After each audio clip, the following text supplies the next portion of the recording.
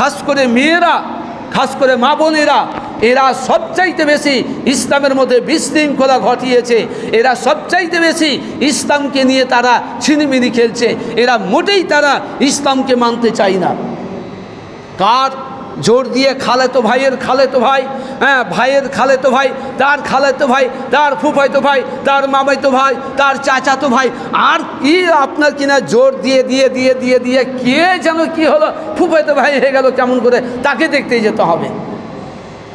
সে যৌবনকালে মারা যাক অথবা বার্ধক্যকালে মারা যাক, সে যৌবনকালে মারা যাক অথবা বার্ধক্যকালে মারা যাক, কোনো মহিলার জন্য, কোনো নারীর জন্য, কোনো মেয়ে ছেলের জন্য, কোনো মা বোনের জন্য, কোনো পরপুরুষকে মাইয়েতকে মৃত্যু অবস্থায় দেখতে যাওয়া হারাম।